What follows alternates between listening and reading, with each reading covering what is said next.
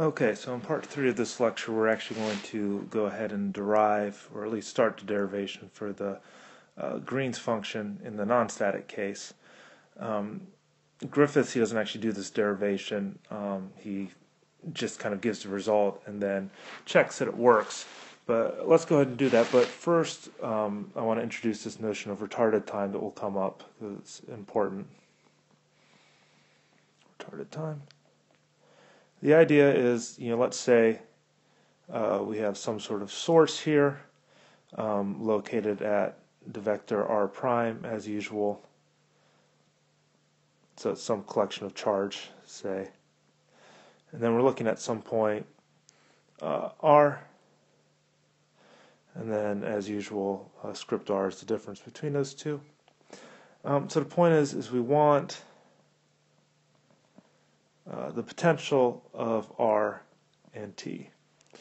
Now, you might say, well, okay, well, we know that that doesn't depend on rho of r and t because it takes any signal a finite amount of time to travel, right? So if there's a change in the source over here, it takes the travel time, the speed of light, for the potential over here to be affected. So v of r t depends on rho of r prime t sub r. So t sub r, the retarded time, is equal to t minus the travel time, so that's just the magnitude script r divided by the speed of light. Okay, so that's known as the retarded time.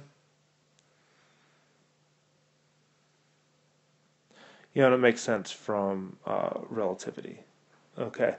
Now again, we don't actually need to plug this into our derivation. This will come out naturally in the derivation, but I just wanted to point it out before we got there. Okay.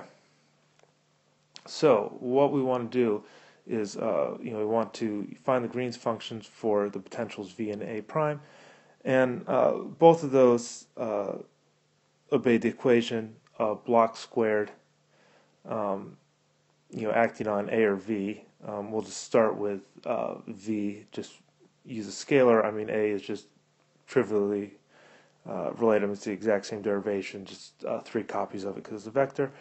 So we'll have some g of r prime, and I'll have a t and t prime because we're in a non-static case, so it's a function of time as well. We want the delta function source, so this is delta cubed of r minus r prime, and we'll just multiply that by delta of t minus t prime.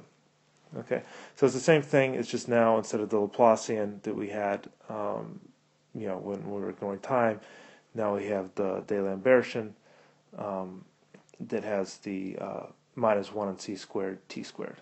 Okay, so the way we're going to do this is we're going to Fourier transform both sides. Transform both sides. So if you haven't seen Fourier transforms before, basically we're just finding the power to different frequency components. If you took quantum mechanics, you would have seen this. It's the same as changing from the position and time basis to the momentum and energy basis.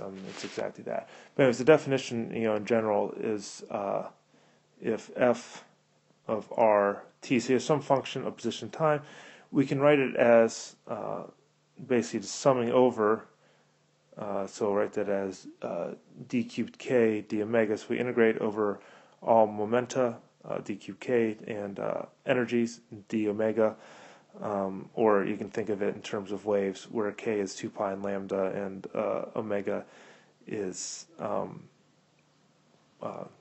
2 pi on the period. And then for normalization, we have a 4 pi squared here. That's not important.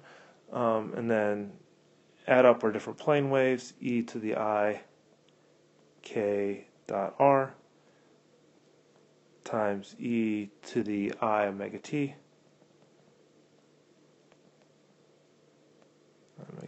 Then all of this times the Fourier transform over function, which we'll write as f tilde, and this is some function of k, which is a vector and omega.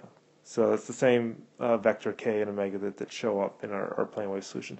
So you can think of it really what we're saying is our function, we're just writing it as a sum of plane waves, and each plane wave has an amplitude f tilde, which we call the Fourier transform. Okay, I won't do the derivation, but it's true that in general the Fourier transform f tilde of k and omega is equal to the integral over all space d cubed r and time dt, same normalization, over 4 pi squared of e, now it's to the minus I k dot r, e to the minus I omega t, and all this times f of r t. So you can switch back and forth between the Fourier transform f tilde and the function f by these two formulas that I just wrote down, and they really only differ by the minus sign or plus sign in the exponentials. Okay, so again, what we're saying is by taking the Fourier transform of f, we're really just writing it as a sum of plane waves.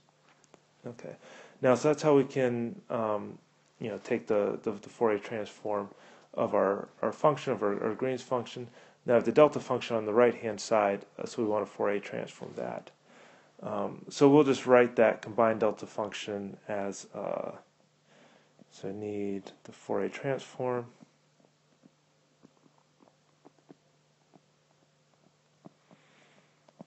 of, we'll write it as delta 4 of r prime, t, and t prime. Okay, so we can just plug in the definition that we just had. It's a delta tilde 4 of k, and so we're just replacing r with k, so we keep the r prime there, and then replacing the t with omega, but we can keep the t prime, and this is equal to the integral, again over all space, so d cubed r dt over 4 pi squared. Now we have our plane wave e to the minus I k dot r times e to the minus I omega t, and then we have our delta 4, as I'm writing it now, of r prime t t prime. Okay. So delta function integrals are easy to do. So we have our delta tilde 4, and I'll leave out the arguments now just because I'm getting tired of writing them. So if you do the delta function integral, it just picks out r equal to r prime and t equal to t prime. So it just gives us 1 on 4 pi squared, e to the minus I k dot r prime, e to the minus I omega t prime. So just do the delta function integrals as we normally do. Okay. So now we can plug this all in. So again, we have block squared g is equal to delta 4, again of r prime, t, and t prime. So we just plug in the Fourier transforms on both sides. We have block squared of the integral d cubed k d omega on 4 pi squared, e to the I k dot r, e to the I omega t, times our the Fourier transform of our Green's function, g tilde, and then this is equal to the Fourier transform of our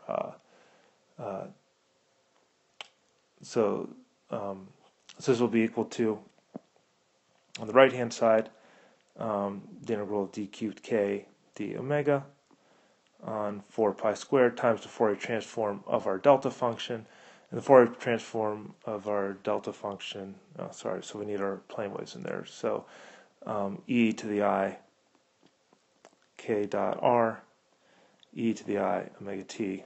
So by definition, it's a function is this, the integral over all k and omega times the plane waves times the Fourier transform of the delta function, which we just found was 1 on 4 pi squared, e to the minus I k dot r prime,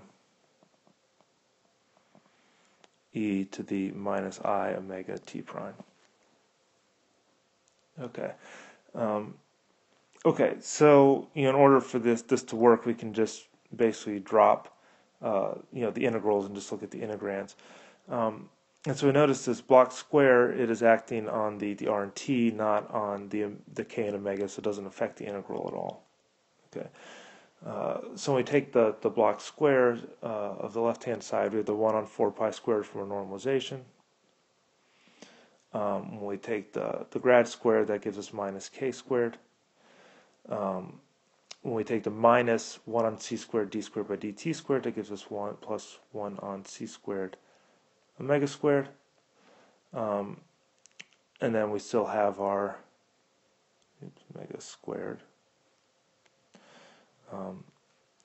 And then we still have our e to the I k dot r, e to the I omega t, and all this times our g tilde. And this is equal to, on the right hand side, we now have 1 on 16 pi 4, e to the I,